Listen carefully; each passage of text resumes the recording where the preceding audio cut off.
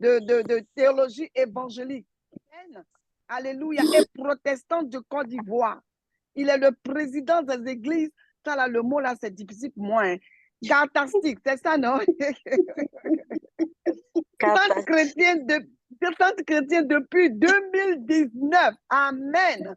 Amazon des Sion, on va acclamer le Seigneur et dire welcome again, son serviteur, dans le nom de Jésus. Acclamons Jésus. Alléluia.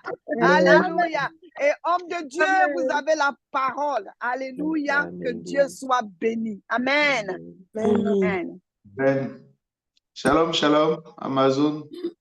Shalom, papa. Que Dieu vous bénisse. Amen. C'est un plaisir pour moi d'être là encore avec vous. Amen. Le nom de la communauté, c'est Cathartisis. Cathartisis. Cathartisis. Ok, c'est un grec. Okay. C'est un grec et ça signifie perfectionnement. Oh, wow. OK. Un nouveau mot. C'est le mot qui est employé en grec par Paul quand il parle du perfectionnement des saints. Cathartisis. Voilà d'où ça vient. Ce n'est pas en baoulé, hein, je vous rassure, pour les Ivoiriens qui sont connectés. Que Dieu vous bénisse. Amen. Shalom à tous. J'espère que vous avez eu une journée en pleine santé. J'espère que vous avez eu une bonne journée. On est en fin de journée pour la plupart d'entre vous. Il fait quand même assez tard chez nous ici à Abidjan. Mais c'est avec un vrai plaisir que je vous retrouve encore une fois aujourd'hui. Je veux saluer le pasteur Célestian qui a bien voulu m'inviter à ce programme. Que le Seigneur te bénisse, servante de Dieu. Merci pour la confiance. Et j'espère que le temps que je passe avec vous est un temps qui nous apporte à tous. Déjà, j'espère que hier, le temps qu'on a passé ensemble vous a fait du bien à toutes et que ça vous a édifié toutes. En tout cas, c'est ma prière, c'est ce que j'espère et on va encore passer du temps ce soir. Donc, comme la vice-présidente l'a dit tout à l'heure, prenez vos stylos, préparez-vous à prendre note. On va démarrer d'ici 10 secondes. J'espère que vous êtes prêts, hein? Et puis ensuite, on aura un temps de prière comme ça s'est passé hier. Que Dieu vous bénisse. On va lire encore une fois avant de commencer le passage qui est le thème de ce programme. On va lire les versets qui précèdent. Je n'arriverai pas à lire juste le verset 8. Il faut toujours que je lise tout ce qui précède jusqu'au verset 8 parce qu'il y a une histoire qui vient avant.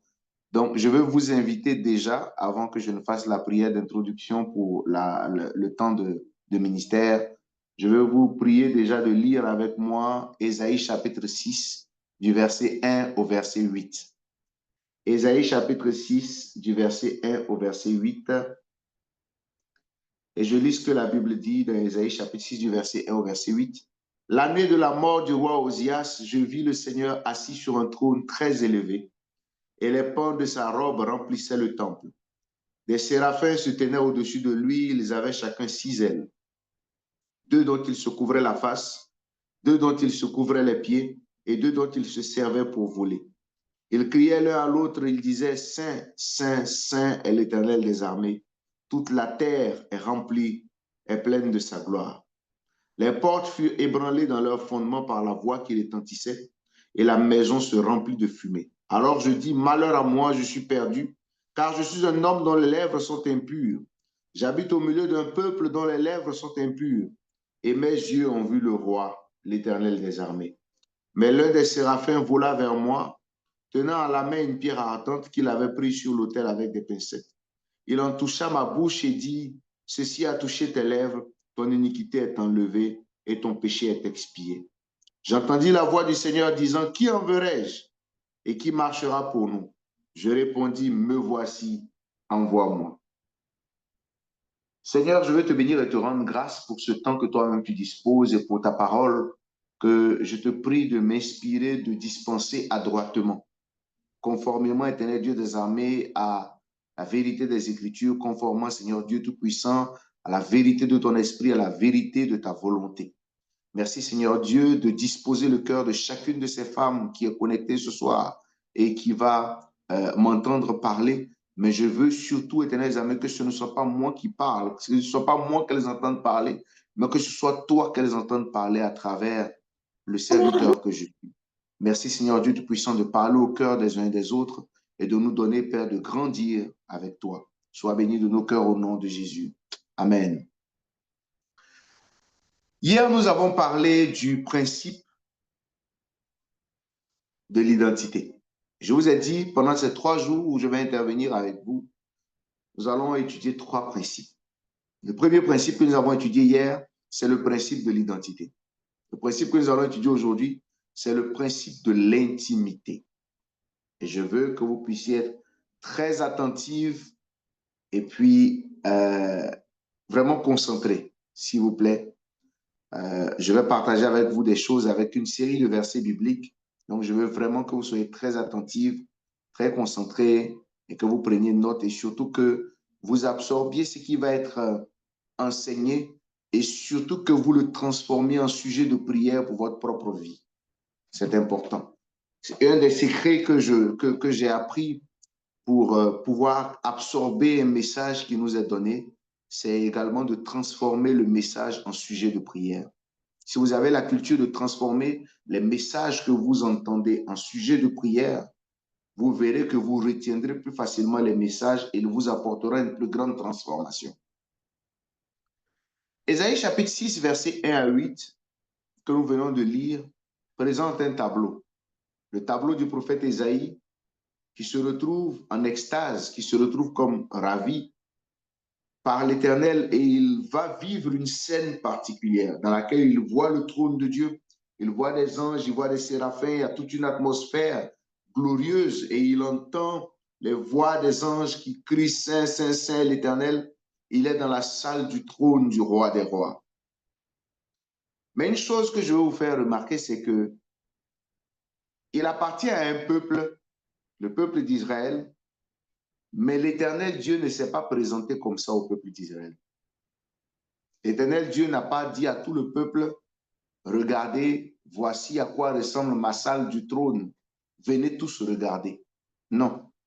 L'Éternel Dieu s'est révélé à Ésaïe. Dans cette scène, Ésaïe est le seul humain présent là dans la salle du trône. Il est le seul humain présent là dans la présence de Dieu.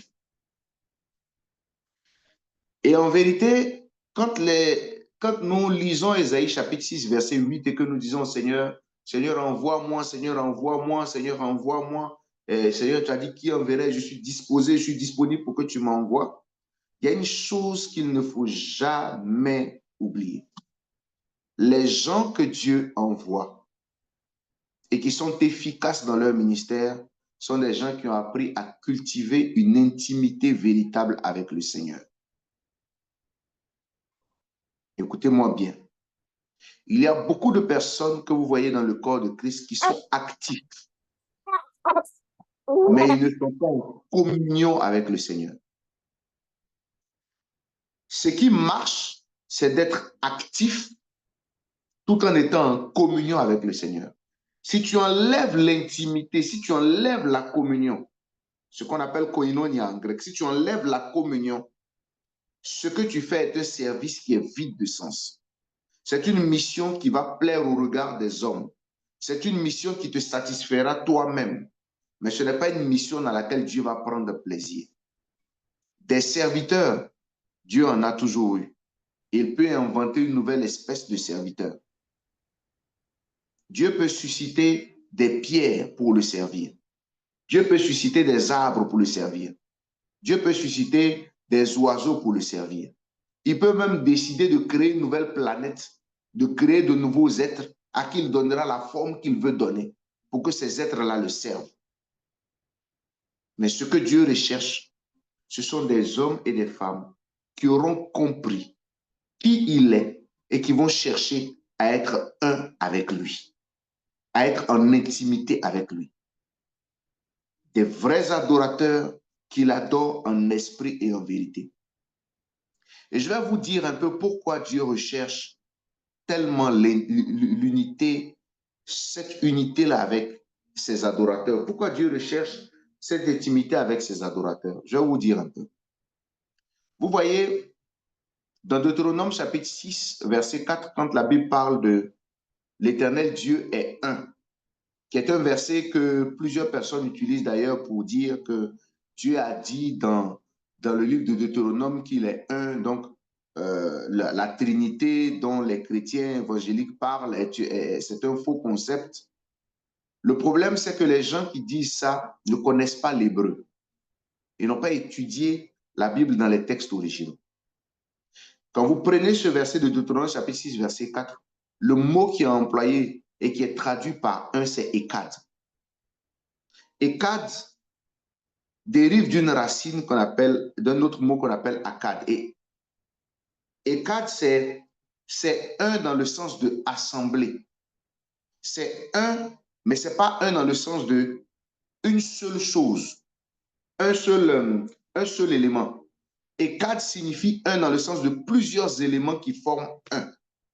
Donc, depuis Deutéronome chapitre 6,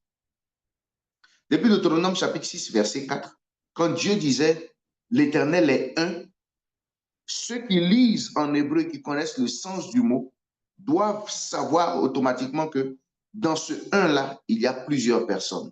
Il y a le Père, il y a le Fils et il y a le Saint-Esprit, comme Christ est venu nous les révéler aujourd'hui. Mais le mot employé par Moïse était déjà très révélateur. Ekad. C'est le même mot qui est employé dans le livre de la Genèse quand Dieu est en train de parler de l'homme et la femme qui formeront une seule chair. C'est Ekad. C'est prendre deux éléments distincts, réussir à la mettre ensemble et puis les deux éléments distincts finissent par former un. Ekad. Vous voyez, et ça fait partie de la nature de Dieu. Trois personnes en un. Et quand Dieu crée l'homme et qu'il le fait à son image et selon sa ressemblance, il fait l'homme, lui qui est Trinité, il fait l'homme à son image, selon sa ressemblance, et il fait l'homme trientité. Il fait l'homme corps, âme et esprit. Et Dieu recherche dans sa relation avec l'homme cette faculté-là qu'il a lui et qu'il a imprimée en l'homme. La capacité de se mettre avec un autre être et de faire un. Que l'on vit dans le mariage, que l'on vit dans l'Église, où nous sommes tous des individus distincts, mais ensemble nous formons le corps de Christ. Où dans l'Église, on trouve des gens qui sont un avec Jésus et qui sont un ensemble en Jésus. Et cette recherche d'unité qui est une manifestation du reflet de Dieu que l'homme doit porter, elle va avoir une incidence directe sur la relation entre Dieu et puis l'homme. C'est le besoin d'une intimité entre les deux. Dieu va demander aux hommes, Dieu va attendre des hommes que ces hommes marchent et vivent dans l'intimité avec lui. Toutes les personnes, quand vous lisez la Bible, qui ont cherché, qui ont soupiré après une intimité véritable avec le Seigneur, n'ont pas eu un destin ordinaire. Ils n'ont pas eu une destinée ordinaire. Les hommes qui ont soupiré après vivre des choses extraordinaires, des choses particulières avec Dieu, qui ont cherché Dieu dans l'intimité, ont tous eu une destinée exceptionnelle. Parce que Dieu tient à ce que les hommes marchent avec lui et recherchent l'intimité, que les hommes cherchent à le connaître. C'est dans l'intimité que les hommes vont le connaître. Et Dieu tient énormément à l'intimité. Parmi les 12 apôtres, la Bible nous parle de l'un d'entre eux, Jean, et Jean se présente lui-même comme étant le disciple que Jésus aimait. Il était tellement marqué par l'amour de Jésus.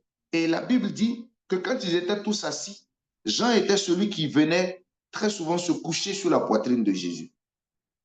Cette recherche d'intimité qu'il avait, où il voyait Jésus comme son maître, son grand frère, son mentor, son leader, son sauveur. Et il avait cet amour agapé-là pour Jésus qui était tellement profond qu'il avait impacté tous les autres.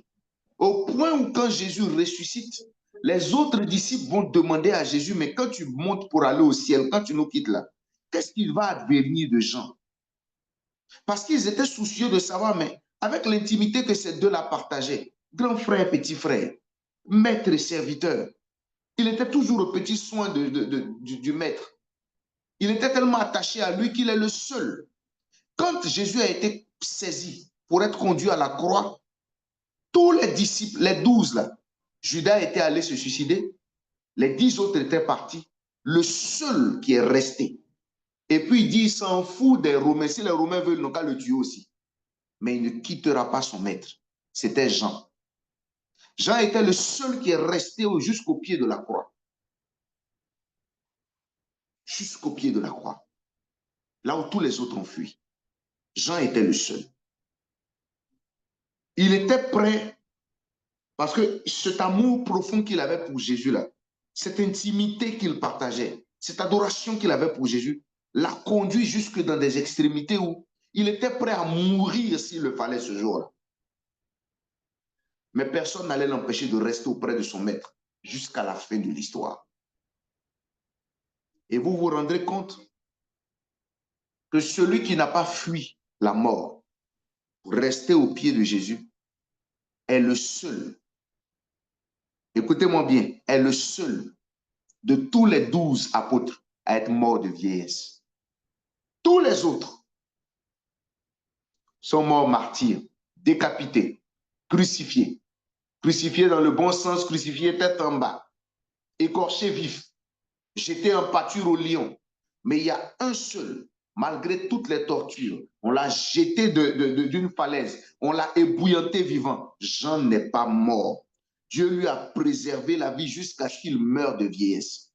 Parce que le jour où on menait le maître à la mort, Jean n'a pas aimé sa vie au point de chercher à la sauver. Il était prêt à perdre sa vie. Comme Jésus l'avait dit, celui qui sera prêt à perdre sa vie pour moi, il la retrouvera. Jean était le seul à mourir de vieillesse. L'intimité est très chère au cœur de Dieu. Et il distingue toute personne qui le cherche dans l'intimité. David était le fils d'une femme que l'on trouvait de mœurs légères. Était le fils d'une femme que le père a rejetée.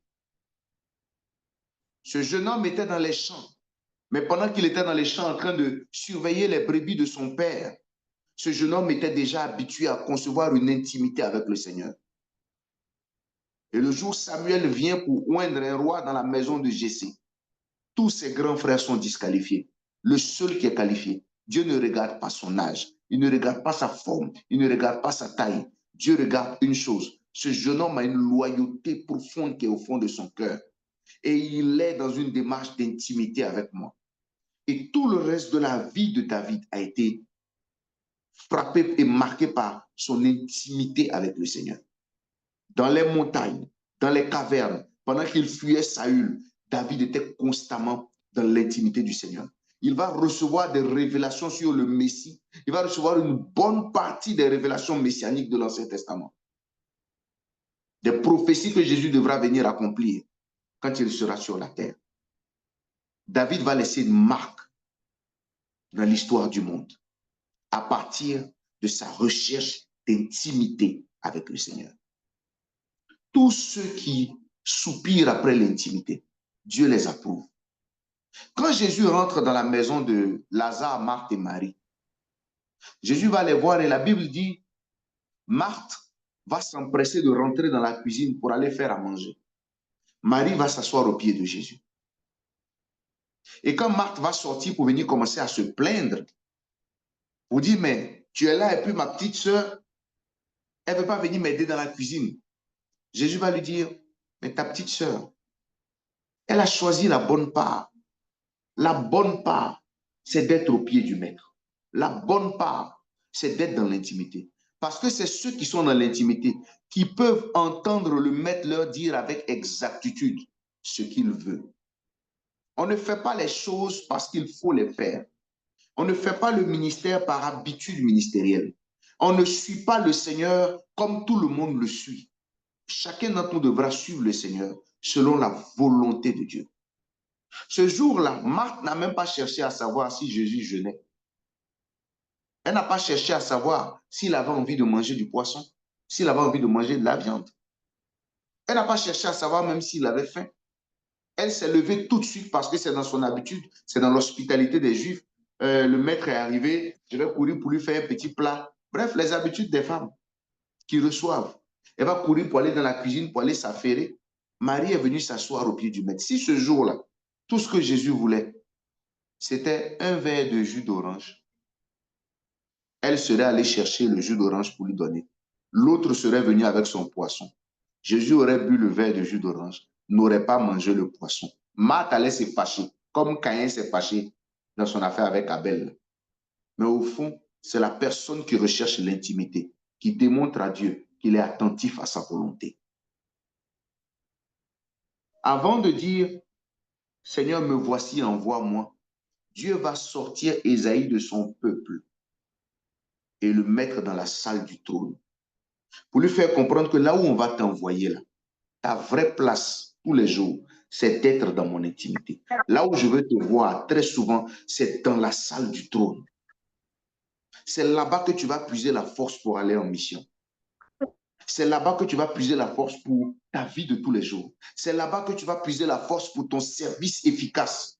C'est de là-bas que tu trouveras la force, les orientations, les révélations pour avancer au quotidien.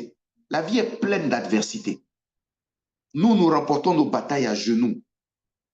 Nous remportons nos batailles à genoux dans la prière. Nous remportons nos batailles dans l'intimité du Maître. C'est là-bas que nous entendons le battement de son cœur et qu'il fait frissonner nos âmes et nous remplisse du zèle dont nous avons besoin pour affronter même les murailles les plus élevées.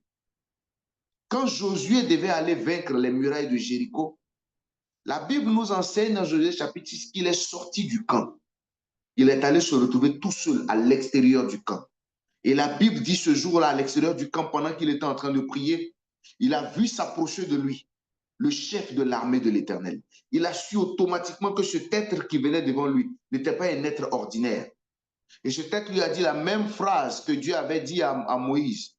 Enlève tes souliers parce que le lieu sur lequel tu te tiens est saint. Et cet être lui a permis de l'adorer. Cet être n'était pas un ange. Il est celui que l'on peut appeler le chef de l'armée de l'Éternel ou alors l'ange de l'Éternel dans les Écritures. Ce qu'on appelle en théologie une Christophanie, c'est-à-dire une manifestation de Jésus-Christ dans l'Ancien Testament, une apparition de Jésus-Christ dans l'Ancien Testament. Jésus est apparu plusieurs fois comme ça dans l'Ancien Testament. Il est le seul qui permettait aux hommes de se mettre à genoux devant lui pour l'adorer. Mais les gens le voyaient puis l'appelaient un ange. Et vous voyez, quand ils vont avoir cette rencontre, Josué va se prosterner devant Jésus et la Bible ne nous dit pas le contenu de leur échange.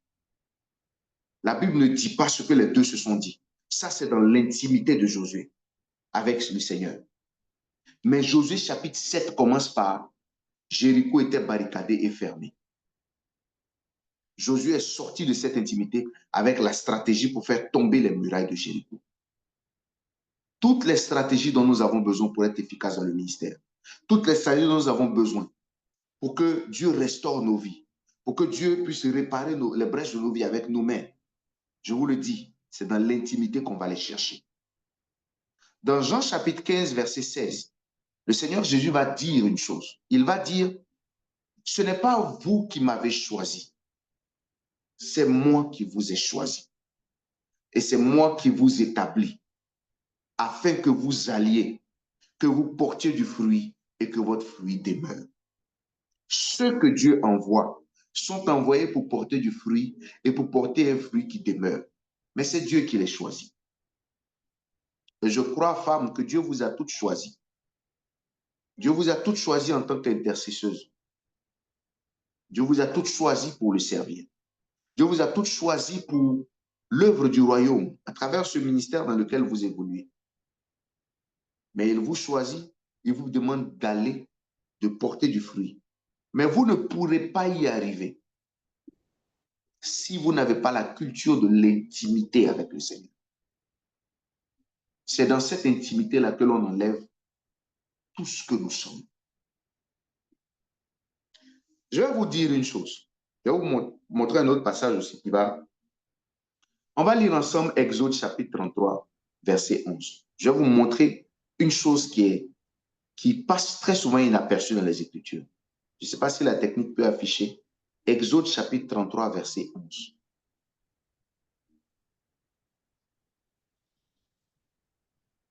Exode chapitre 33, verset 11. Si vous l'avez, ça me ferait plaisir. Je vais vous montrer quelque chose. Voilà, Exode 33, verset 11. L'Éternel parlait avec Moïse face à face comme un homme parle à son ami. Il dit, l'Éternel parlait avec Moïse face à face comme un homme parlait à son ami. Mais la Bible donne une autre information.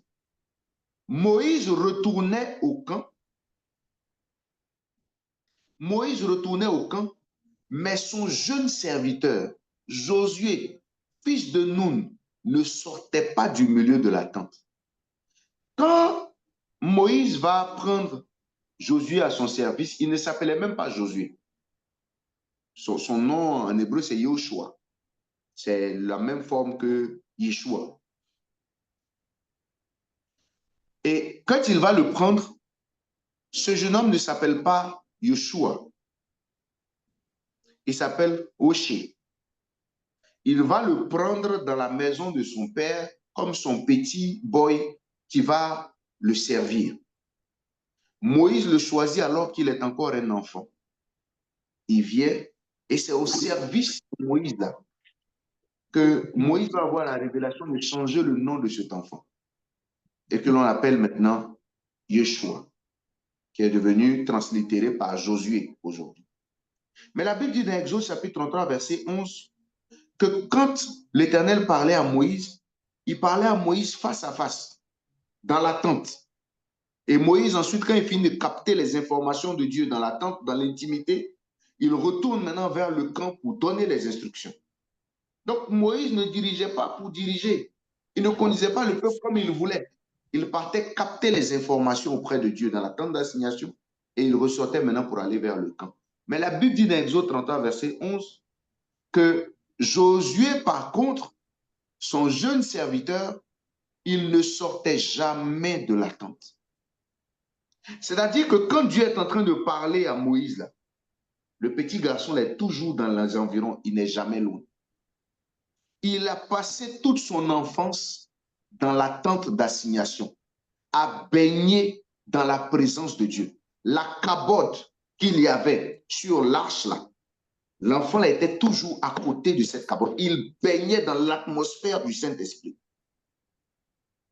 pendant toute son enfance. Je ne sais pas si les petits Hébreux à son époque jouaient au football, mais en tout cas, peut-être que quand les autres étaient en train de jouer au football ou bien solé, molé ou je ne sais pas quoi, la cache-cache, ou bien bouteille, ou bien je ne sais pas, tout là, l'enfant, lui, ne sortait pas du milieu de la tente. C'est ce que la Bible nous dit dans Exode chapitre 33, verset 11. Et on va lire ensemble Nombre 27, verset 18. Si la technique peut me trouver ça, pour que les Amazones puissent voir. Nombre 27. Nombre 27, verset 18. Nombre 27, verset 18. L'Éternel dit à Moïse, prends Josué, fils de Nun, homme en qui réside l'esprit, et tu poseras ta main sur lui. Moïse, qui est un homme d'esprit, ne va pas supposer que parce que lui, il doit mourir bientôt, automatiquement, ça veut dire que Josué doit prendre la relève. Non. Moïse va demander à l'Éternel de choisir lui-même le successeur.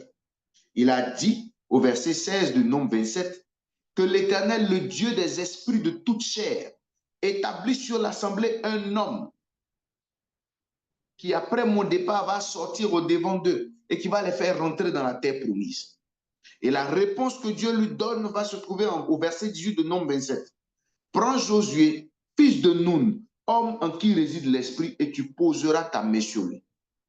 Josué a été choisi à cause de sa sensibilité au Saint-Esprit. Il était déjà tout petit, constamment dans l'atmosphère du Saint-Esprit. C'est cette façon de cultiver l'intimité que Dieu va regarder chez Josué et puis faire de lui le successeur de Moïse. Ce n'est pas parce qu'il est fort, ce n'est pas parce qu'il avait bien les habits de Moïse. Sa femme était là pour ça.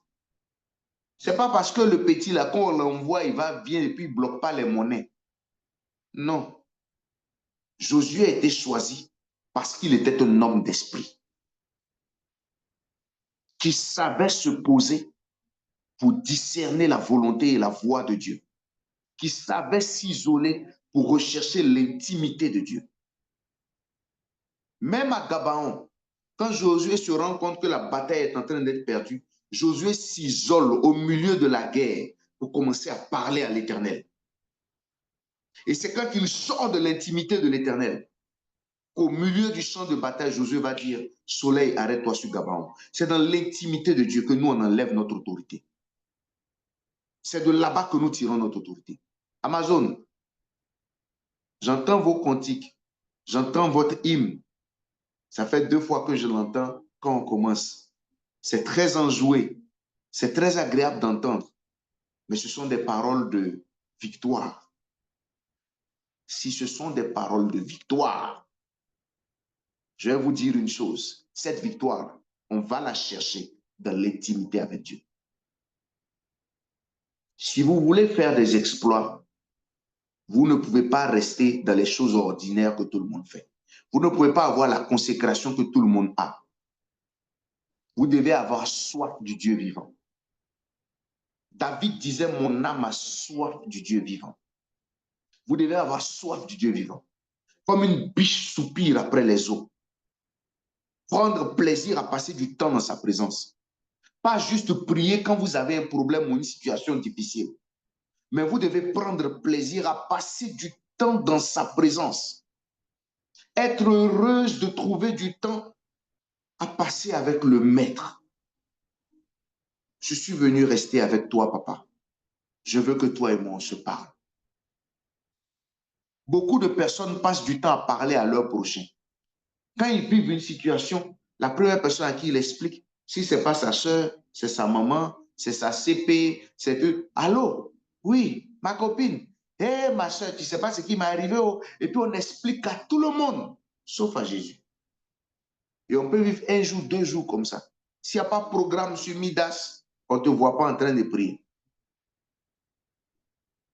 Et quand tu as un souci, c'est là maintenant que tu prends 3 jours de jeûne. Jeûne d'Esther. Et puis tu es dévoué. Tu pourrais éviter tout ça en cultivant l'intimité avec le Seigneur, plutôt que de faire ce genre de danse-là. L'Éternel est près de tous ceux qui l'invoquent, de tous ceux qui l'invoquent avec sincérité. Et une des tranches du fruit de l'esprit, c'est la fidélité. Dieu est attaché aux hommes et aux femmes qui lui sont fidèles dans leur engagement, fidèles dans leur culture de l'intimité. Je veux que vous et moi, on puisse lire ensemble Nombre chapitre 17. Ce sera le dernier verset qu'on va lire avant de prier. Nombre chapitre 17, du verset 1 au verset 8. Je veux qu'on puisse lire ça ensemble.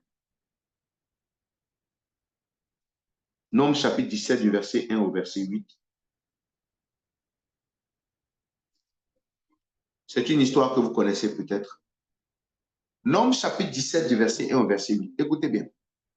L'Éternel parla à Moïse et dit, parle aux enfants d'Israël et prends d'eux une verge selon les maisons de leur père, soit 12 verges de la part de tous leurs princes selon les maisons de leur père. Tu écriras le nom de chacun sur sa verge et tu écriras le nom d'Aaron sur la verge de Lévi. Car il y aura une verge pour chaque chef des maisons de leur père. Tu les déposeras dans la tente d'assignation devant le témoignage où je me rencontre avec vous. L'homme que je choisirai sera celui dont la verge fleurira. Et je ferai cesser de devant moi les murmures que profèrent contre vous les enfants d'Israël. Moïse parla aux enfants d'Israël et tous leurs princes lui donnèrent une verge. Chaque prince une verge selon les maisons de leur père, soit 12 verges. La verge d'Aaron était au milieu des leurs. Moïse déposa les verges devant l'Éternel dans la tente du témoignage.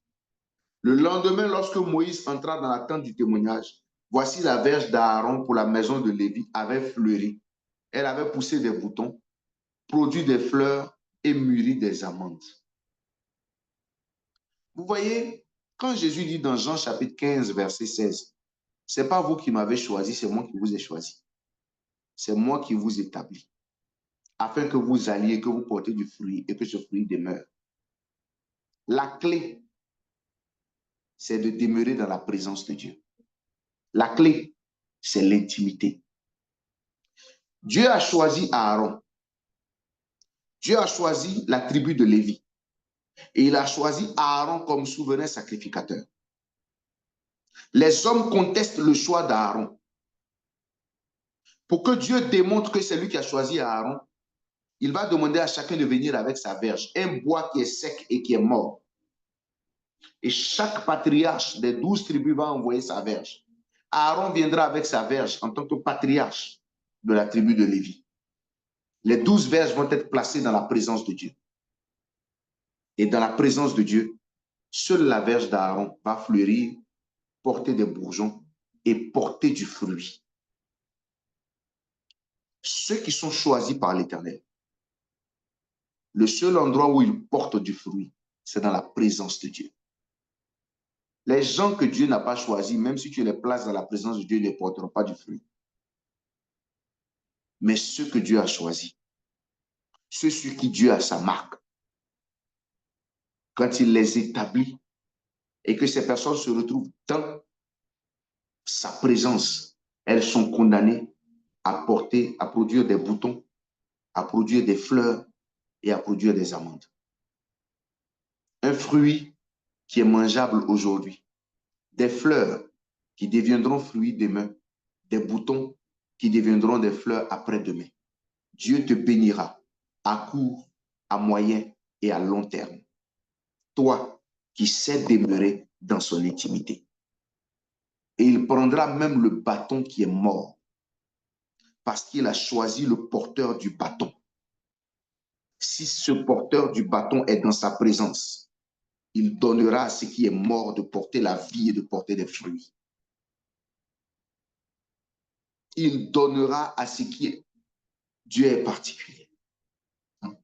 Il donnera à ce qui est mort de porter la vie. Un bois sec, il n'y a plus de sève dans ce bois.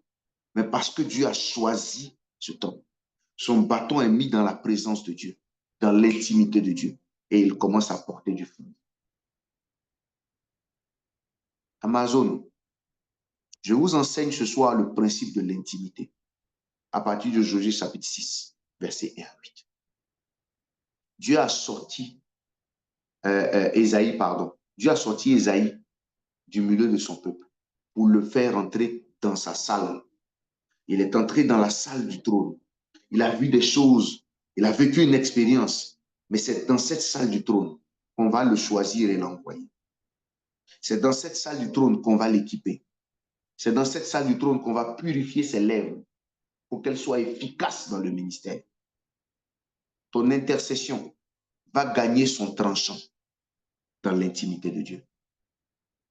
Sinon, tu vas juste répéter des phrases. Tu vas juste perdre du temps à côté des autres en train de prier, mais sans que cela n'ait un poids spirituel quelconque. Parce que tu n'auras pas eu la culture de remplir tes paroles, de la puissance que tu retires de l'intimité de ton Dieu. Les paroles que nous prononçons sont comme des gants. La puissance de Dieu, c'est comme la main que l'on met dans le gant. Tout seul, le gant ne peut rien attraper. Pour que la parole puisse être efficace, la parole doit être portée par un esprit. Soit l'esprit de l'homme, soit l'esprit du diable, soit l'esprit de Dieu.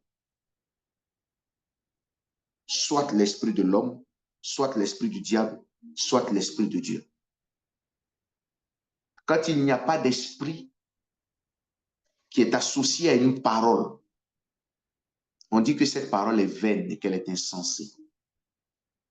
Mais si l'esprit de Dieu est ce qui pousse chacune de tes paroles, si c'est parce que tu es rempli du Saint-Esprit, à partir de ton unité, ton intimité avec le Seigneur, c'est parce que tu es pleinement rempli de cet esprit qu'il a rempli ton cœur et que ta bouche parle de l'abondance de ce qu'il y a dans ton cœur. Chacune de tes paroles sera comme une bombe dans le camp de l'ennemi. Chacune de tes paroles sera comme un séisme dans le monde spirituel. Mais est-ce que quand tu parles, tes paroles sont remplies de la puissance du Saint-Esprit? Le royaume des cieux ne vient pas de manière à frapper les regards. Dieu ne va pas, c'est-à-dire que ta parole n'est pas efficace parce que tu parles bien le français. Ta parole n'est pas efficace parce que tu cries fort, parce que tu as une belle voix, ou parce que quand tu es en train de parler, on t'appelle pasteur, ou bien maman, ou bien l'ancienne, ou bien la femme de feu. Ce n'est pas ça qui rend ta parole efficace. C'est la puissance que le Saint-Esprit attache à ta parole. Et qu'il est prêt à attacher à ta parole parce qu'elle repose sur le fondement de la vérité de la parole. C'est quand Dieu parle que nous on parle. Quand il n'a pas parlé, nous on s'était. C'est quand Dieu parle que nous on parle. Quand il parle, nous on s'appuie sur sa parole et puis on parle. Et on parle avec la force de son esprit. Afin d'accomplir sa volonté. Mais ça, on trouve ça dans son intimité. Et je veux susciter chez vous, réveiller chez vous une soif. Provoquer chez vous ce soir une révolte. Vous voulez changer les choses autour de vous? Vous voulez produire de l'impact dans le ministère? Aucune révolution sur la terre n'a commencé sans une révolte du cœur. Aucun grand changement sur la terre n'a commencé sans une révolte du cœur. Si vos cœurs ne se révoltent pas contre votre condition, pour dire je vais retourner au pied de mon père, je vais retourner au pied de mon père, je vais aller me coucher devant lui, je vais aller boire de ses eaux. J'ai soif de lui, mon âme a soif de lui. Je veux prendre 1 heure, 2 heures chaque jour, m'asseoir devant lui. Et même si je n'ai rien à dire, je suis juste assis devant lui, je loue son nom, je l'adore, je célèbre sa bonté.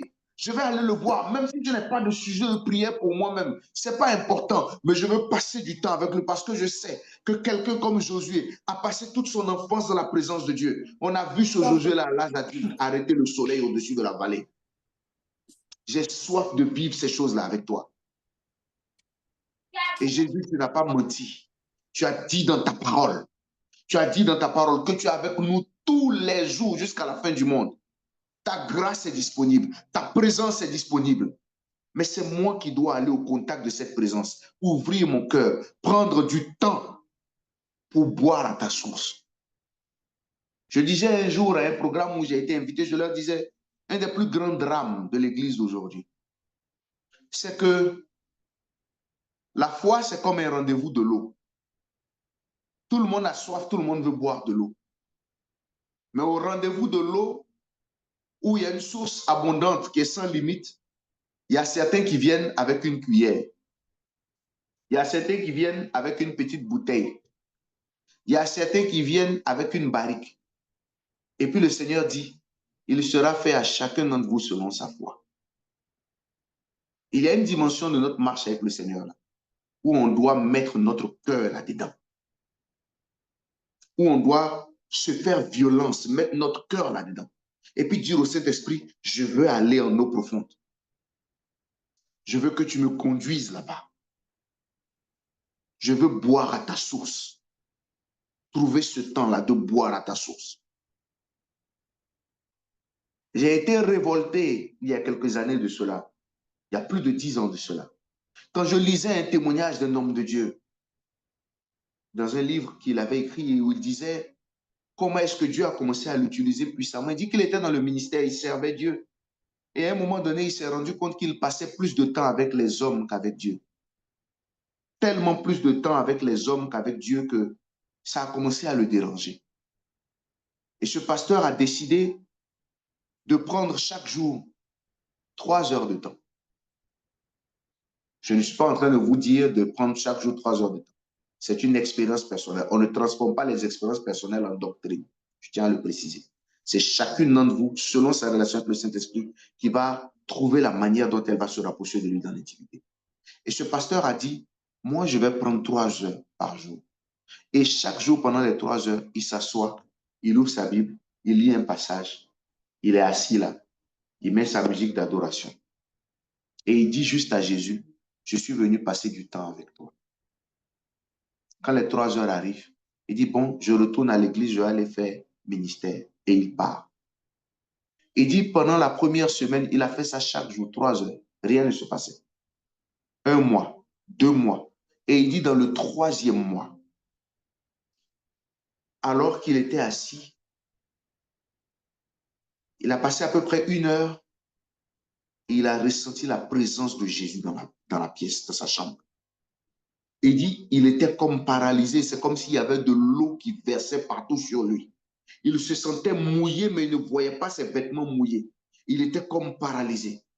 Il a commencé à paniquer. Il a dit, mais Seigneur, je sais que c'est ton esprit qui est là. Qu'est-ce qui se passe? Et Jésus de lui répondre, je pleure de joie. Ce sont mes larmes qui coulent sur toi. Je pleure de joie à cause de ce que tu es en train de faire. Ça m'a révolté. Femme, ça m'a révolté. Je me suis levé et dit, Jésus, je veux plus de toi.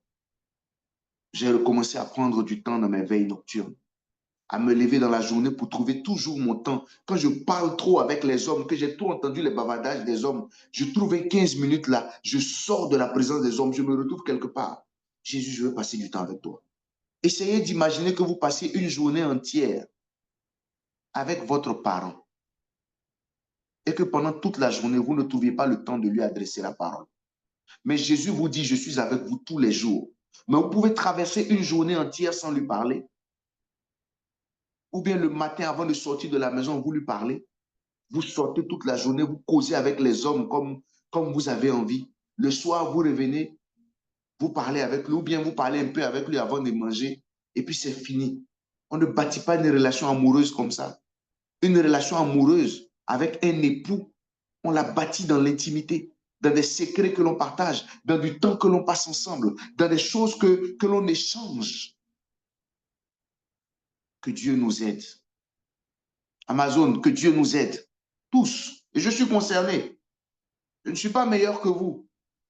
Le défi de l'intimité, c'est un challenge pour nous tous. On vivra cela pleinement quand on sera débarrassé de ce corps-là. Qu'on va revêtir nos corps de gloire le jour de la grande résurrection. On vivra sans limitation. On va vivre les plénitudes du Saint-Esprit en nous sans visite, sans limitation. Mais en attendant ce jour, pendant que nous sommes dans cette tente, adorons le Seigneur en esprit, en vérité. Soupirons après son intimité. Avant que Dieu n'envoie Ésaïe, d'Ésaïe 6, verset 8, il a d'abord introduit dans la salle du trône. Et je vais te dire une chose, femme. Toi aussi, tu as déjà été introduit dans la salle du trône depuis la croix de Golgotha, où le voile a été déchiré pour que l'arche de l'alliance de l'Éternel, pour que la kabod soit visible par quiconque se tourne vers le Seigneur. Aujourd'hui, Dieu est même allé plus loin. Il a fait résider son esprit en toi. Il t'a transformé en son temple. Tu n'as pas d'excuse, femme. Et moi-même qui parle, je n'ai pas d'excuse. Si pour Ésaïe, il fallait une révélation particulière pour le transporter, pour nous, l'Esprit de Dieu vit à l'intérieur de nous. Dieu n'a pas besoin de faire quelque chose d'extraordinaire pour que l'on ressente sa présence en nous. Il est avec nous tous les jours. Nous parlons avec lui tous les jours. Cultivons notre intimité avec lui. Et il va nous donner une destinée exceptionnelle. Nous allons accomplir de grandes choses avec lui. Et Christ va glorifier son nom dans nos ministères. Et Christ va glorifier son nom dans nos vies. Et il sera honoré de partout. Et quand on verra le Seigneur que nous servons. C'est lui que l'on verra à travers nous. Parce que nous l'aurons laissé dans cette intimité. Nous l'aurons laissé grandir en nous. Nous, notre moi va diminuer. Notre personne va s'effacer. Et c'est lui qui va paraître à travers nous. Chaque parole, chaque regard, chaque sentiment, chaque geste, chaque action que nous allons poser va transpirer la présence de Jésus. On deviendra des hommes et des femmes d'impact partout où nous allons arriver. Nous allons transporter le royaume de Dieu sur la terre et changer les choses autour de nous.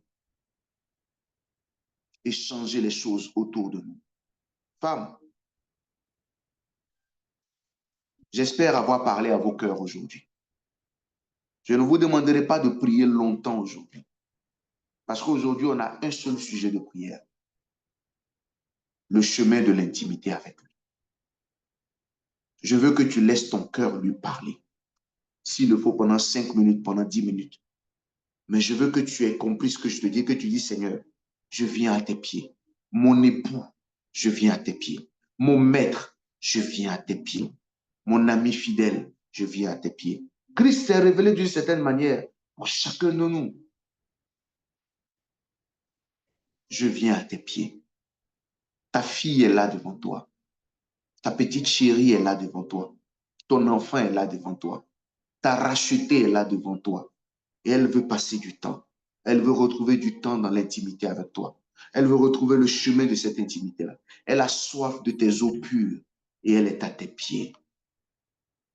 Seigneur, je suis là au pied de ton trône. Je viens boire à ta source. Je viens te dire que je t'aime.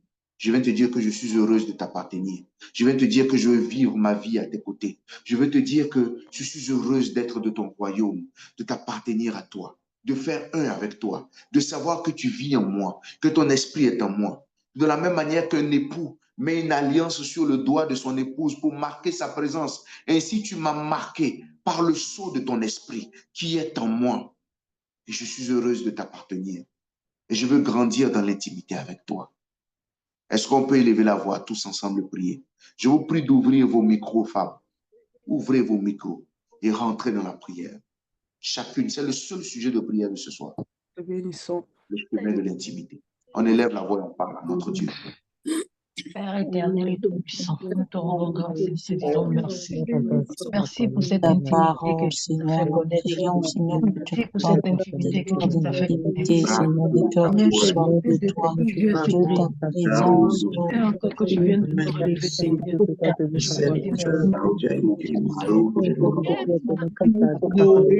Tu viens encore de relever, Seigneur. Tu ne caches rien pour toi. Tu ne caches rien pour toi, Seigneur. Nous ne savons pas. Tu nous fais connaître ce que nous ne savons pas. Seigneur, je suis ému. J'aime pour ton enseignement, Seigneur, que tu as mis à ton serviteur. Seigneur, je veux devenir comme ces gens. Seigneur, je veux devenir comme ces gens. Apprends-moi à le devenir. Car je veux de toi, connaître le secret, l'intimité avec toi. Seigneur Dieu éternel, Nous sommes reconnaissants de la maison et moi. le monde Seigneur, Seigneur, de Nazareth,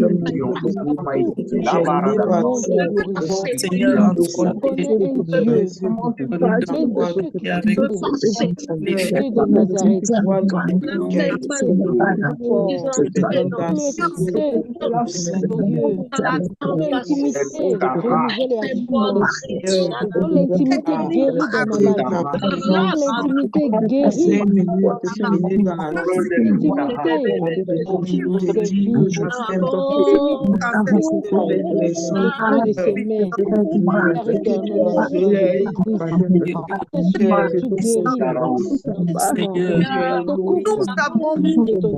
Père éternel, savoir m'accrocher à toi, et de savoir te parler, de savoir tout te donner, de te prendre dans ma vie, à mon quotidien.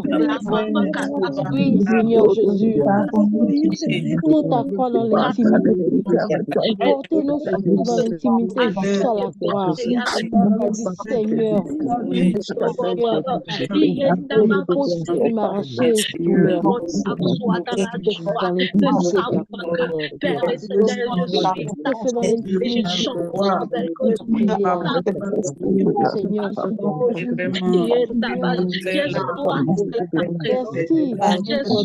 Seigneur,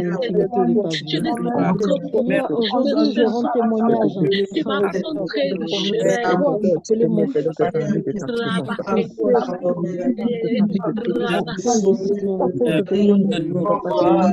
Que je n'avais pas compris. L'intimité a pris combien d'années, Seigneur, pour que je sois ton projet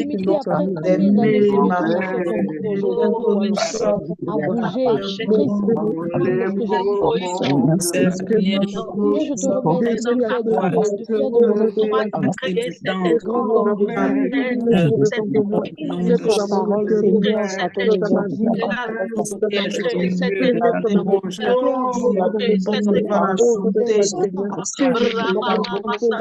Et qui ne voudra plus. Seigneur, je te supplie. L'intensité que tu viens de me donner me donne toujours la possibilité de rentrer envers toi, quel que soit vents et marées. Je diminue à ma gauche et à ma droite. Et je sois atteint de tes yeux. Au travers du regard de mes frères et sœurs, sois touché par ton intimité qui vient.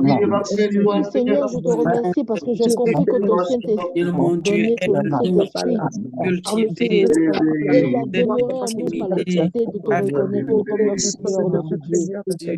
Alors, je suis guéri de maladies cachées à moi, de maladies parce que ton intimité me permet de m'adresser à toi afin que je puisse te sauver.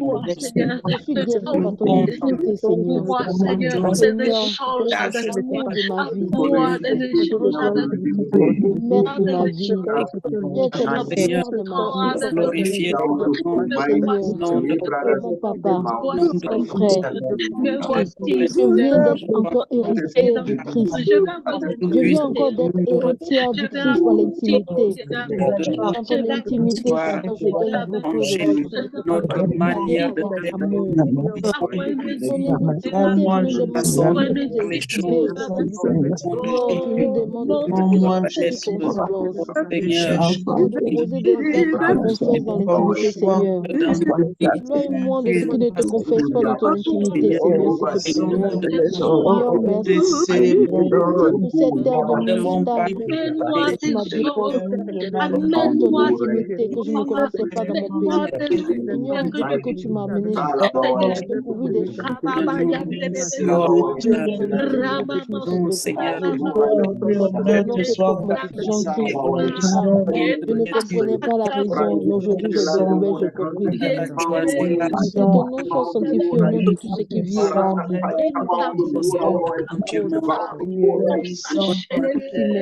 Seigneur, aide-nous. Seigneur, je te prie pour nous autres dans ton intimité. Aide-nous à trouver des papiers dans ton intimité. Tu ne veux pas que nous nous exhibons. Tu ne veux pas que nous créons sur les toits. Mais dans ton intimité, j'ai l'assurance que j'aurai mes papiers. J'ai l'assurance que mes enfants viendront sur cette terre. Dans l'intimité, le plus absolu, bénis-moi. Bénis-moi. Seigneur, je te remercie. Seigneur, Marie, tu vas me donner le papier dans l'intimité. Et ça, je te rends grâce. Seigneur, tu place à la nuit et la nuit c'est de ta compassion, aujourd'hui, merci pour ta grâce. Ce sont la prière qui monte vers toi, Seigneur. Merci, Seigneur, pour ta miséricorde. Permets-moi de glorifier. Merci. Si tu ne nous aimais pas, appelé Seigneur, ce que tu mets à moi, vraiment de fatigue, Seigneur, de grande valeur, de bénisson, intimité de grande valeur, Seigneur. Amour que nul autre. Seigneur, je te remercie parce que c'est le Seigneur des Seigneurs. Nous pousse par l'intimité. Seigneur Dieu, je me rappelle. Seigneur, je te prie. Notre Jésus, compris. Seigneur, l'exalte Seigneur. Alléluia. On dit Dieu ne siège pas dans les Dieu siège dans le silence. On dit aussi la meilleure réponse de Dieu, c'est le silence. Le silence est le de Dieu. Oui, si nous avons compris que le silence vient de Dieu, c'est que nous avons compris le secret du mystère de l'amour de Dieu. Qui doit appliquer le confiance, Seigneur, de Jésus. Seigneur, je te fais tu es digne d'être tu es bon. Mon cœur oh Seigneur, mon âme te sommes dignes d'être de bénédiction. que malgré, Seigneur, Éternel, ton amour pour nous ne changera jamais. Alléluia. Béni, merci sois Seigneur. très élevé, Bénis nos cœurs au nom de Jésus. exalté à jamais. Amen. Amen. Alléluia. Amen. Amen. Que Dieu vous bénisse, Amazon. Amen. Je sais que le sujet que je vous ai donné, c'est un seul sujet, mais il est assez profond. Donc, on va faire le même exercice qui est la journée de demain. Prenez le temps d'approfondir ce sujet. Mais que ce ne soit pas juste pour les 14 jours de jeûne et puis juste à la fin, on reprendra nos anciennes habitudes. Je vous en conjure par la compassion du Seigneur, forgez votre intimité avec Jésus. Grandissez dans votre intimité avec Jésus. Ayez davantage soif de lui. Que Dieu vous bénisse. Donc, je vous en prie, continuez à porter ce sujet-là toute la journée de demain jusqu'à ce qu'on se retrouve demain soir. Seigneur. Que la grâce du Seigneur soit votre partage au nom de Jésus. Amen. Amen. Que Dieu vous bénisse. Amen, amen, amen, Amen. amen, amen, amen, amen. Amazon de Sion, vraiment, moi, je n'ai rien à ajouter. Sincèrement, il n'y a même pas de commentaire. Tout simplement, je veux dire merci au Seigneur pour son serviteur. Et aussi merci parce que cette année, tout cela s'est enregistré. C'est enregistré. Donc, chacun de nous va encore repartir parce que ce point sur l'intimité, je vous assure que vraiment. Donc, on bénit le Seigneur seulement. On va élever nos voix. C'est vrai qu'il a un autre jour avec nous demain, mais on va bénir la vie de l'homme de Dieu. Parce que quand on regarde la vie de Josué, quand on regarde tout ce que Dieu a fait avec nous, mais pourquoi est-ce qu'on n'est pas les mêmes choses? Non, l'intimité. L'intimité. Jésus veut être avec nous. Et surtout quand il a donné le témoignage de cet homme, il a dit, mais pourquoi je suis plongé comme dans de l'eau? C'était les larmes de Jésus. Il dit, parce que j'ai envie d'être avec toi. Nous allons élever nos voix, Amazon de Sion, pas de commentaires. On va réécouter tout ce que nous avons entendu sur l'intimité. Nous bénissons Dieu, nous avons été bénis depuis le premier jour. Et le Seigneur est en train d'aller en profondeur avec nous en nous parlant de l'intimité. Il dit qu'Amazon de Sion, quand vous dites, me voici avant moi, pour qu'il t'envoie d'abord, il faut être dans son intimité. Amen. Donc, on va élever nos voix. On va bénir l'homme de Dieu. On va lui dire, on va dire, Seigneur, merci. Parce que demain encore, tu nous prépares. Mais comme il a dit, il ne faudrait pas que ce soit seulement pour ces 14 jours. Et puis après, on retourne. Nous, Amazon de Sion. Chacune d'abord. Et puis, en tant que le Midas, élevons nos voix et bénissons Dieu pour la vie de ton serviteur. Prions ensemble. Seigneur, nous bénissons. Nous disons merci dans le nom de Jésus. Nous t'adorons, nous te magnifions, nous t'exaltons. Pour ton esprit saint que tu as envoyé dans l'homme de Dieu, afin de nous parler, afin de pouvoir avoir cet esprit de pouvoir intimité réelle avec toi. Merci de paix, de Parler avec le Seigneur, nous pour la vie de grâce, tu donnes la Seigneur, tu nous as parlé encore ce jour. Toi-même là, le point même que tu as donné, Seigneur, tu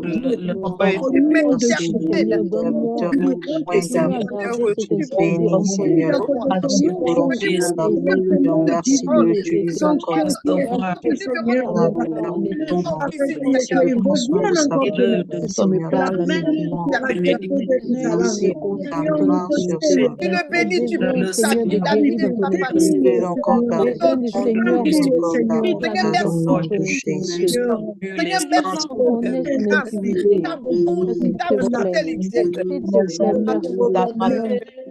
toi la gloire, à toi la magnifique. Merci. Dans le nom de Jésus, nous avons prié.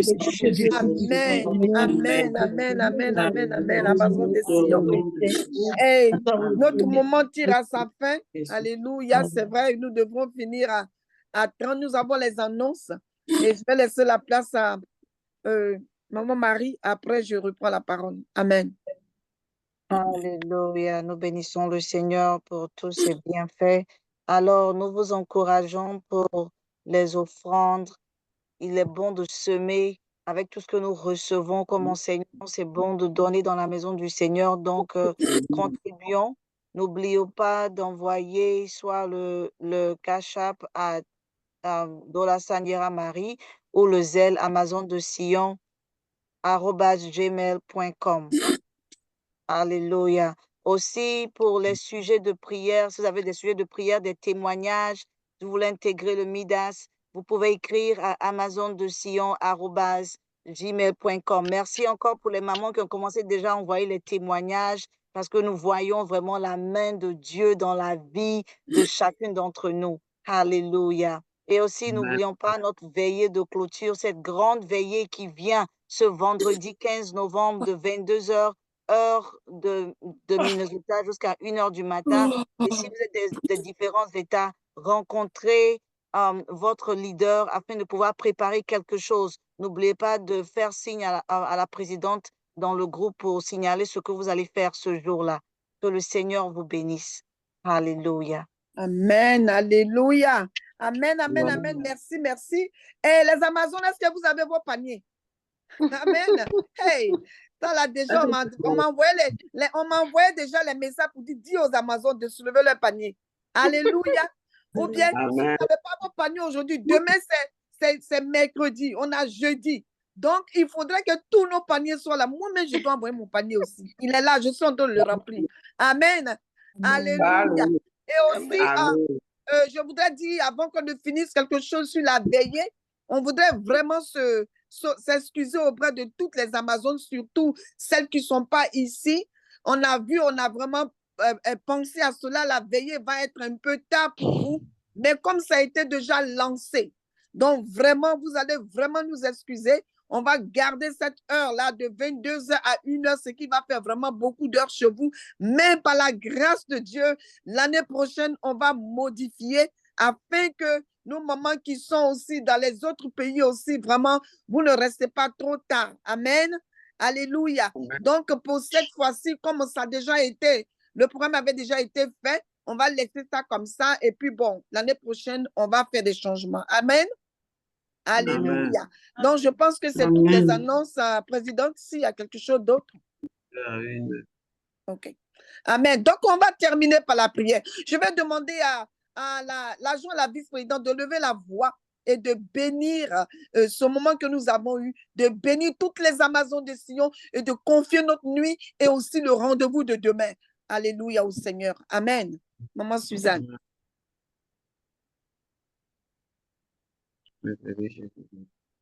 Tu es sur mute, hein? OK, there you go. OK, merci.